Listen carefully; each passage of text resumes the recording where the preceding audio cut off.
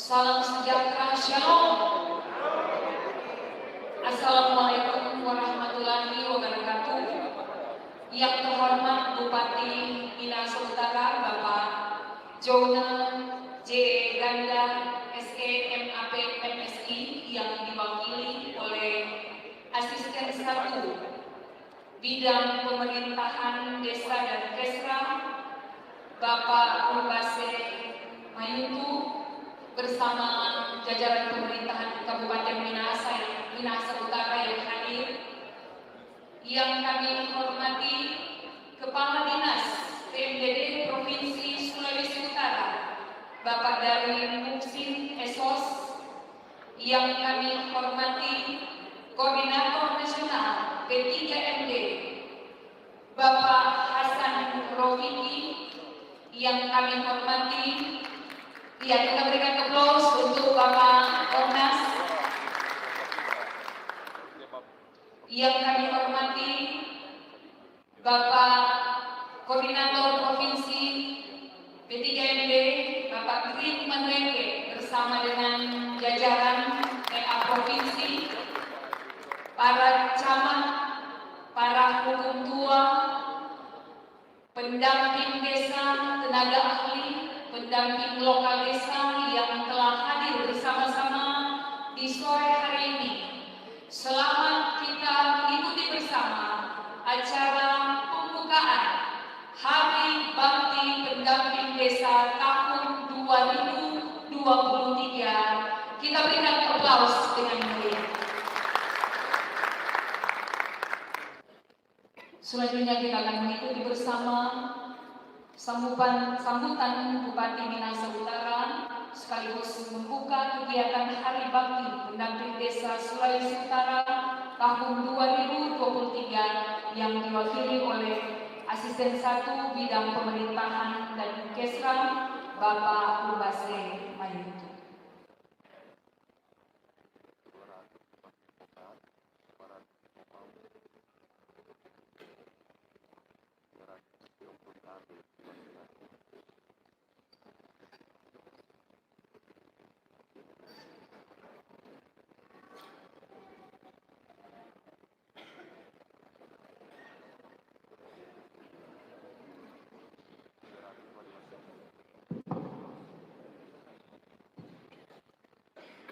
Salam sejahtera bagi kita sekalian.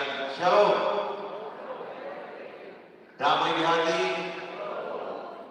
Assalamualaikum warahmatullahi wabarakatuh. Om Swastiastu, Namo Buddhaya, salam kebajikan. Tabeda. Ulangi tabeda.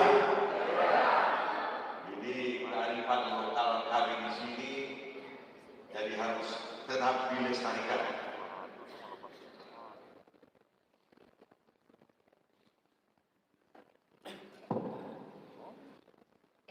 Yang terhormat Bapak Koordinator Nasional P3MD, saya sebut dengan hormat Bapak Hasan Rofiki. Minta maaf ini Pak kalau tidak disebut gelarnya tidak tercatat. Tentu bersama dengan rombongan yang hadir. Yang terhormat Kepala Dinas PMDD Provinsi Sulawesi Utara, saya sebut dengan hormat Bapak Darwin Muksin Esos MM bersama dengan rombongan. Yang saya hormati Koordinator Provinsi P3MD Bapak Green Manreke SDMSI. Yang saya hormati para kepala dinas yang berkenan hadir di tempat ini, Bapak Rukti Kuhuk, ini koordinator pengentasan stunting di Provinsi Sulawesi Utara ini. Kita tepuk tangan ini, Bapak. Yang terhormat para camat, para ketua, Bapak Ibu, para pendamping desa se-Provinsi Sulawesi Utara. Ini luar biasa kegiatan besar ternyata. Tentu kita patut memanjatkan puji dan syukur kehadiran Tuhan Yang Maha Kuasa. Kalau hari ini kita bertemu di tempat ini dalam keadaan yang sehat walafiat, segar bugar, semua ini karena penyertaan dan pertolongan Tuhan. Sebelum saya memberi sambutan, perkenankan saya memberi penjelasan bahwa yang sebenarnya akan hadir pada acara ini Bapak Bupati Minahasa Utara langsung, tetapi karena ada tugas yang tidak bisa ditinggalkan, baik Pak Bupati Minahasa Utara Bapak Jone James Esa Uganda SE, MAP, MSc, juga Pak Wakil Bupati Minahasa Utara Bapak Kevin William Kotulung SHMH, dan Sekretaris Daerah Bapak Insinyur Nopri Mowiling MSc tidak berkesempatan hadir karena lagi melaksanakan tugas yang penting. Maka menugaskan saya untuk dapat memberikan sambutan sekaligus membuka acara ini secara resmi. Hadirin yang saya hormati, ketika saya membaca Hari Bakti Pendamping Desa, saya tanya kepada SPT, ini Hari Bakti yang berapa? Beliau masih ragu-ragu menjawab. Yang pasti bahwa kegiatan ini muncul mulai tahun 2015. Betul ini Pak Waktu untuk dulu kan ini pendamping.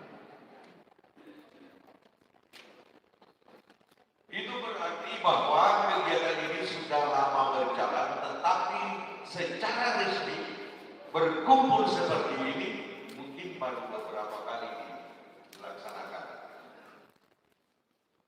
Dan oleh karena itu, atas nama pemerintah Kabupaten Minahasa Utara, Bapak Bupati, Wakil Bupati, juga Pak Sekda, jajaran pemerintah Kabupaten Minahasa Utara, kami memberikan apresiasi yang sangat tinggi kepada pemerintah Provinsi Sulawesi Utara yang dengan sukarela terbenak dalam hati dapat merencanakan dan melaksanakan kegiatan bakti pendamping desa ini dilaksanakan di Kabupaten Minahasa Utara. Paling kurang karena sudah di Minahasa Utara, teman-teman dari kabupaten kota yang lain sudah dapat mengenal inilah Minahasa Utara. Orang sudah gedung yang cukup representatif, walaupun ini disewa karena ini Hotel Sultan Raja, tetapi ada yang terbaru lagi, The Central. Jadi ada dua ini hotel yang sudah cukup representatif, kelas 4, bintang 4. Jadi sekali lagi pemerintah Minahasa Utara memberi apresiasi yang tinggi Pak Kadis PT atas kehormatan dilaksanakan di Minahasa Utara. Bapak Ibu hadirin yang saya hormati, Pak Bupati berpesan bahwa untuk sekarang ini yang sementara dilaksanakan oleh pemerintah ini ada 4 hal. Yang pertama adalah pengentasan kemiskinan. Kita sadari bersama bahwa penduduk kita yang ada di Provinsi Sulawesi Utara ini masih ada yang dikategorikan miskin. Dan oleh karena itu barangkali merupakan kewajiban kita semua, siapa saja yang ingin membangun di Provinsi Sulawesi Utara untuk kiranya punya tugas yang mulia ini mengentaskan kemiskinan. Yang kedua itu bahwa hadir di sini memerangi stunting orang. Sulut masih termasuk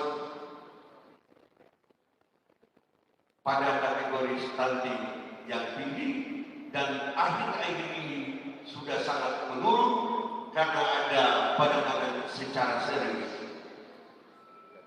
Ini Pak Menteri, saya beri penjelasan untuk Minahasa Utara, kami barusan selesai melaksanakan kegiatan kasih makan bagi anak stunting selama 45 hari berturut-turut, tidak putus. Dananya lewat dana desa. Jadi diambil dari dana desa, dan setiap desa yang ada anak stunting mendirikan dapur desa dan dipasang bayi. Jadi anak-anak stunting dikasih makan di tempat yang sudah ditentukan. Kenapa? Karena ada anak stunting yang ketika bantuannya diserahkan perorangan itu di rumah, bukan anak yang santap, termasuk mama dan papa, yaitu jadi orang bikin gerakan untuk dibuat dapur stunting dan anak stunting datang di tempat itu untuk makan. Jadi berturut-turut selama 45 hari dan ke depan ini akan terus-menerus dilakukan. Yang ketiga adalah produk dalam negeri.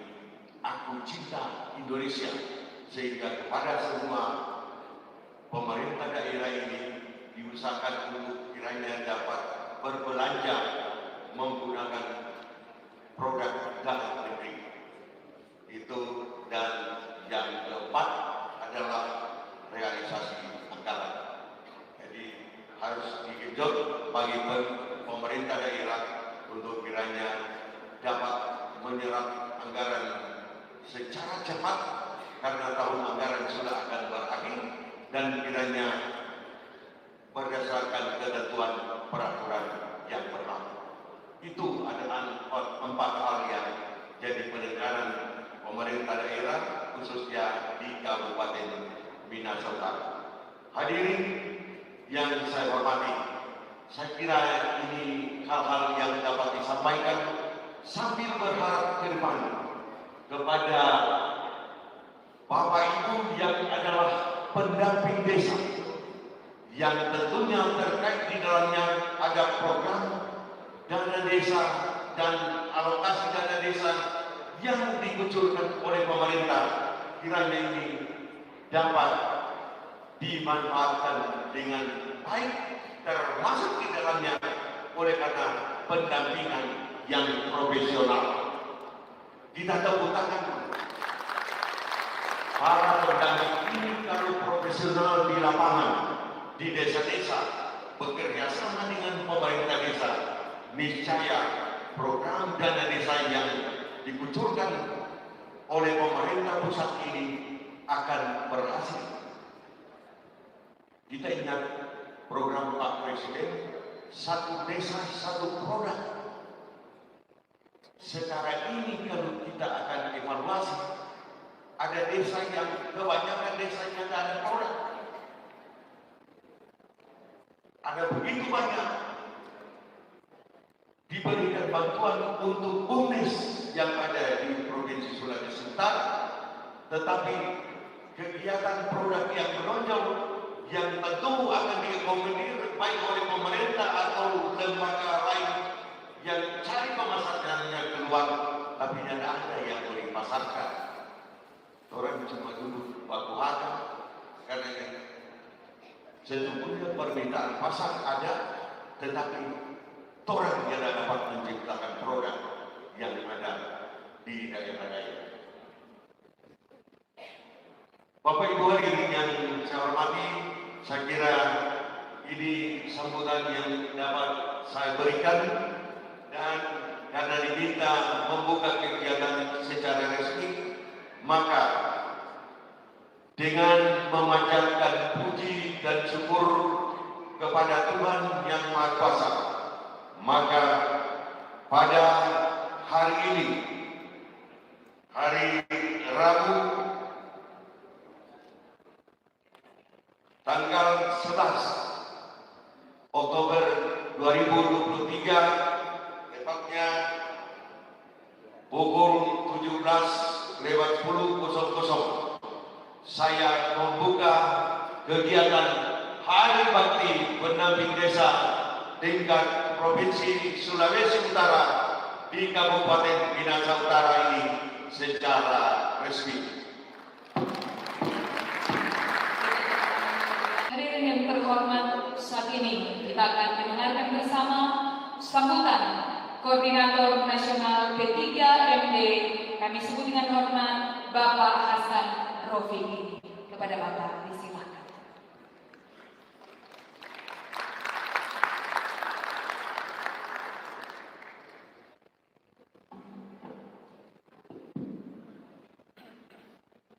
Bismillahirrahmanirrahim.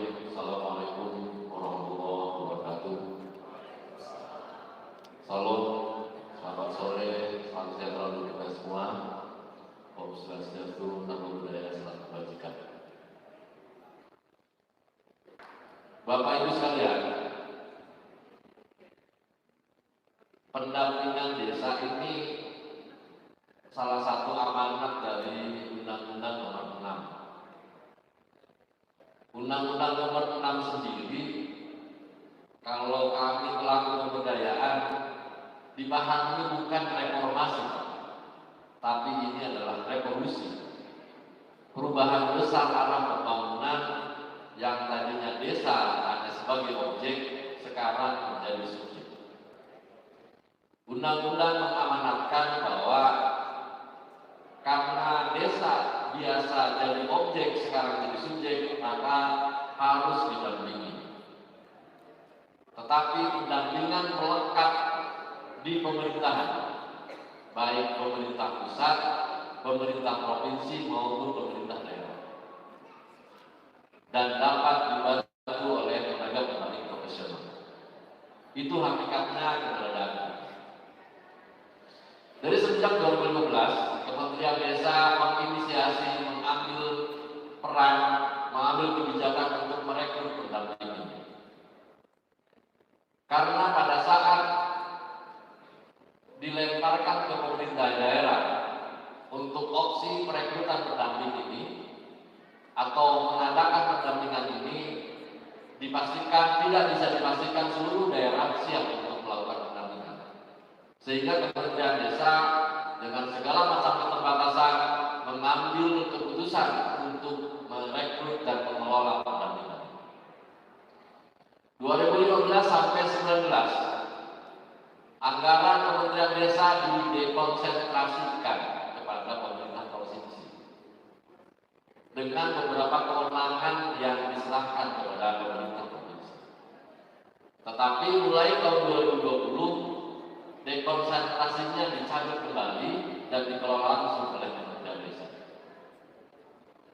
Itu berdasarkan analisa dinamika yang ada, sehingga ada beberapa hal yang tidak lagi bisa sama antara daerah pengelolaannya, sehingga 2020 Kementerian Desa mengambil kembali kewenangan untuk tata kelola pendampingan desa. Dalam konteks pembangunan desa dan pemberdayaan masyarakat desa, Kementerian Desa mempunyai kewenangan penuh amanat dari Peraturan Pemerintah Nomor 47 dan Perpres tentang kewenangan kementerian, bahwa pembangunan dan pemberdayaan desa itu ada di kewenangan dan tanggung jawab Kementerian Desa. Saya orang yang ikut pertama 2016 menyusun susunan struktur awal pendampingan dan menyusun menyusun output serta capaian pendampingan.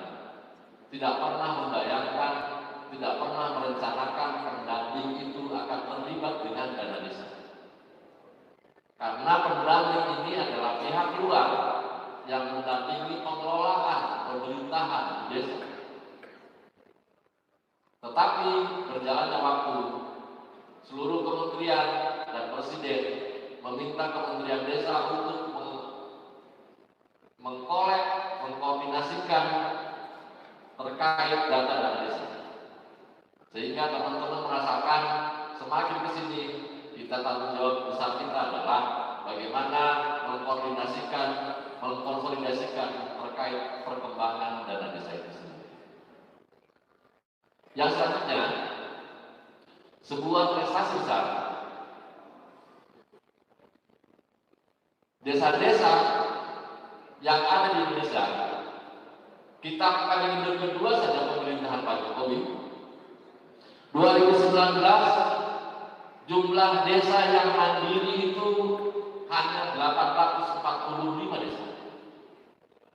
Dan puji Tuhan, alhamdulillah 2023 desa mandiri se-Indonesia menjadi 11.450 desa.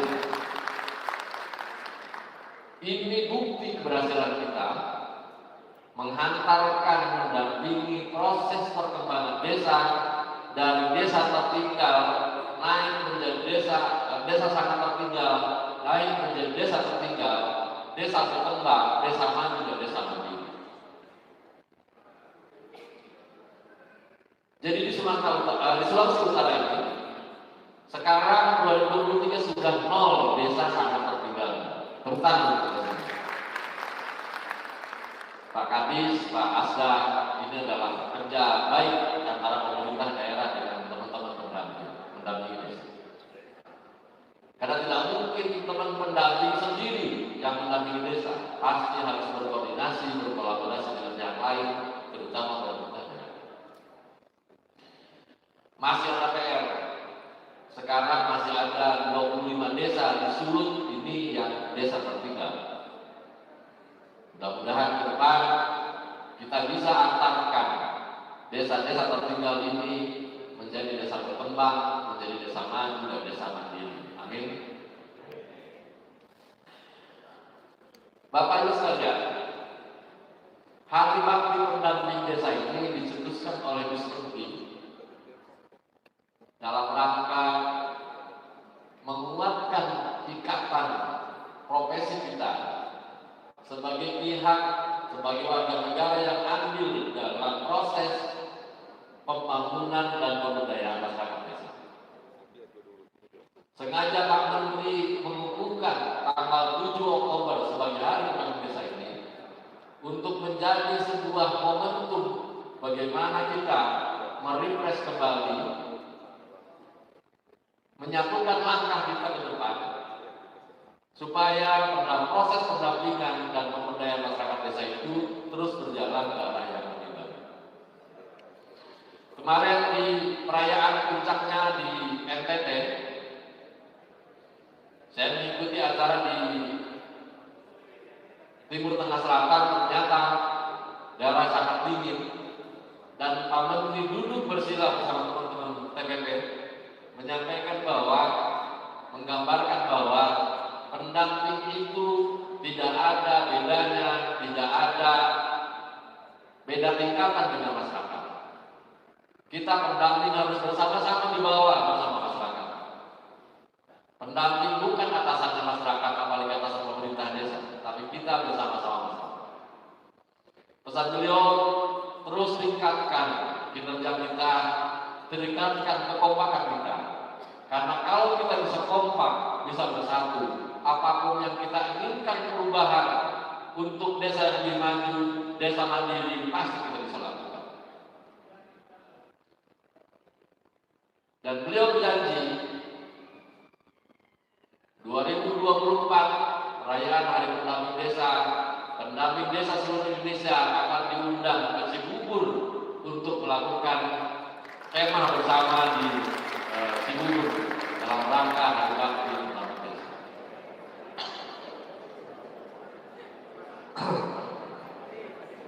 Mudah-mudahan bisa terlaksana. Amin. Pak Menteri menyampaikan, Kementerian Desa itu ada 3 komponen. Satu, komponen politik yaitu Pak Menteri, yang kedua ASN, struktural kementerian, yang ketiga TPP. Maka Pak Menteri itu tidak hanya basa-basi menyampaikan bahwa pendamping adalah rekanku, Menteri Desa. Yang saya tahu beliau terus berjuang bagaimana teman-teman PLD yang gajinya hanya 1,8 juta, 1,9 juta itu terus bisa naik. Tapi ternyata karena anggaran nasional APBN masih belum memungkinkan, yang ada anggaran Kementerian Desa akan dikurangi.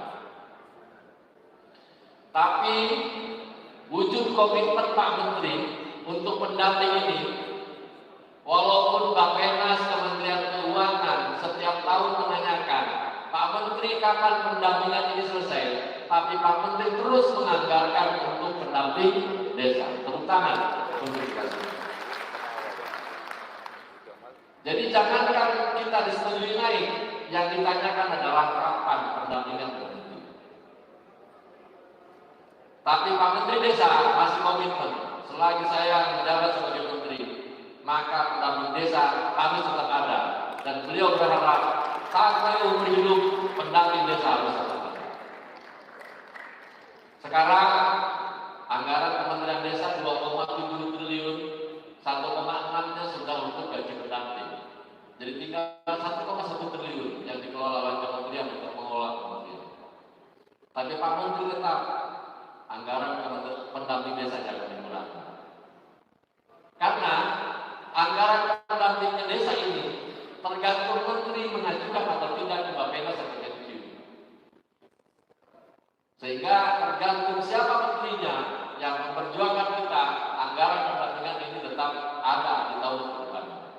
Alhamdulillah Pak Menteri membuktikan tahun 2024 kita masih ada anggaran untuk pendamping. Semoga tahun 2025 juga Menteri tetap menganggarkan untuk pendamping desa. Amin. Pak Menteri berubah pola pendampingan yang tadinya kebidanan menjadi kewilayahan. Kenapa? Karena kalau kebidanan teman-teman terus dibeda-bedakan bidang. Pada saat ada satu bidang di desa yang sudah selesai, maka orang itu pendamping terus berhenti. Tapi kalau pendampingan kewilayahan, selama ada desa, pasti pendamping harus tetap ada. Itu yang diambil oleh Pak Menteri. Secara nasional, yang mendampingi desa itu Pak ada lebih dari 200.000 orang. PKH ada 60.000. Kementerian Agama, Kementerian Pertanian, Kementerian Pendidikan, semua ada pendamping. Sehingga ada gagasan pendampingan ini disatukan menjadi pendampingan pembangunan. Tapi para hukum tua mungkin merasakan, Pak Camat merasakan bahwa pendamping desa yang selama ini bergelut bersama-sama desa. Maka mudah-mudahan ke depan yang diamanatkan atau yang diatur melalui peraturan Presiden terkait pendamping pembangunan desa ini adalah kita TPP yang menjadi pendamping pembangunan